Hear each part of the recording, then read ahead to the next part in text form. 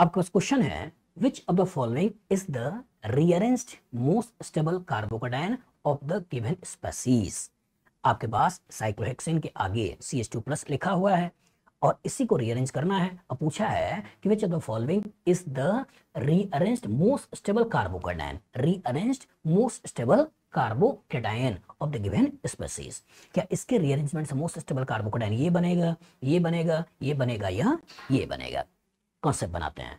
हमने आपसे बार बार क्या बोला है, जहां कहीं कार्बोकेटायन है, जहां कहीं कार्बोकेटायन है उसी के बगल से हाइड्राइड, अल्काइल, फिनाइल या बॉन्ड की शिफ्टिंग करनी होती है।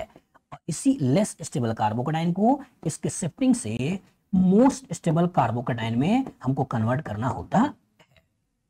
जो कि मूवमेंट हाइड्राइड का कराओगे तो यहाँ हाइड्रोजन आ जाएगा, अल्काइल से R आ जाएगा, फिनाइल से PH आ जाएगा और बॉन्ड शिफ्टिंग से बॉन्ड आ जाएगा। ये तो करना होगा। इसको मैंने क्या बोला, इसको मैंने बोला था लेस स्टेबल। ये कैसा होना चाहिए? Less stable. और ये जो होगा ये कैसा होना चाहिए? Most stable. ये तो बनेगा। सोचिएगा तो कहानी में है क्या, कहानी में जो किरदार है उस किरदार में 6 मेंबर्ड रिंग है और उसी के बगल में पॉजिटिव चार्ज है।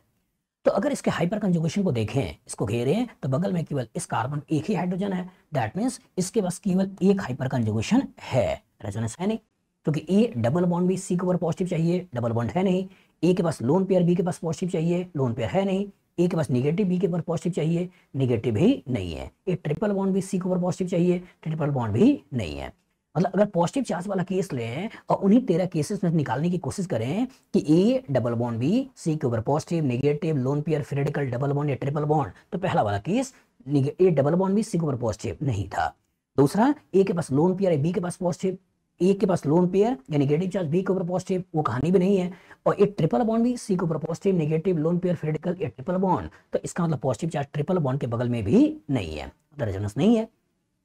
हाइपर कंजुगेशन के लिए जब घेरते हो तो बगल वाले कार्बन का हाइड्रोजन गिनना होता है कि हाँ हाइड्रोजन एक हाइपर कंजुगेशन है। इंडक्टिव इफेक्ट, एक ही तरफ कार्बन अटैच है तो एक ही तुम्हारे पास इंडक्टिव इफेक्ट भी लगा हुआ है। अब इसी कार्बोकेटायन को मोस्ट स्टेबल कार्बोकेटायन में कन्वर्ट करना है। तो सोचिए अगर मैं इस पॉजिटिव को यहां लाना चाहता हूं तो यहां जो हाइड्रोजन है इसी हाइड्रोजन को यहां से उठाना है और यहां से यहां भेज देना है। और जब हाइड्रोजन को उठा के यहां से यहां भेज दिया तो तुम्हें जो स्ट्रक्चर मिला वो स्ट्रक्चर कैसे मिला? वो स्ट्रक्चर कुछ इस तरीके का मिल गया। यही करना है। मतलब इस कार्बोकेटायन को रीअरेंज करोगे और जो मोस्ट स्टेबल कार्बोकेटायन बनेगा वो ये वाला बनेगा। और जब वो वाला बनेगा तो उसी को देख लो, यहाँ पे डबल बॉन्ड कह रहा है, ये पॉजिटिव और यहाँ पे आगे मिथाइल, यही हमारा आंसर है। बी में यहाँ डबल बॉन्ड कह रहा है, डी में यहाँ डबल बॉन्ड कह रहा है। अब बच्चा फंसता कहां से है? बच्चा लैंग्वेज को नहीं पढ़ता है। क्वेश्चन में क्या लिखा है? Which of the following is the rearranged most stable carbocation? क्या लिखा है? Rearranged most stable carbocation। और बच्चा rearranged को छोड़ देता है, उसको बस लगता है कि मोस्ट स्टेबल कार्बोकेटायन के ऊपर क्वेश्चन पूछा गया है। तो मोस्ट स्टेबल कार्बोकेटायन वो इसको पकड़ते हुए क्वेश्चन को लगाने की कोशिश करता है और दिमाग में सोचता है कि सबसे पहले रेजोनेंस देखना है, रेजोनेंस नहीं है तो हाइपर कंजुगेशन देखना है, हाइपर कंजुगेशन में नहीं हो तो उस केस में इंडक्टिव इफेक्ट देखना है।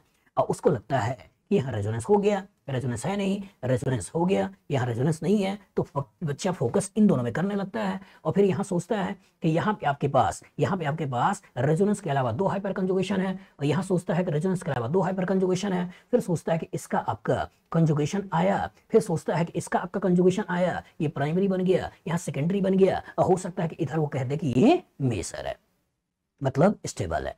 तो कहने का सिंपल सेंस ये बेटा कि आपसे ये नहीं पूछ रहा है कि इन चारों में बताइए कौन ज्यादा स्टेबल कार्बोकेटायन है। आपसे पूछ रहा है कि इसके रीअरेंजमेंट करने के बाद जो कार्बोकेटायन बना है वो कौन सा बनेगा स्टेबल कार्बोकेटायन।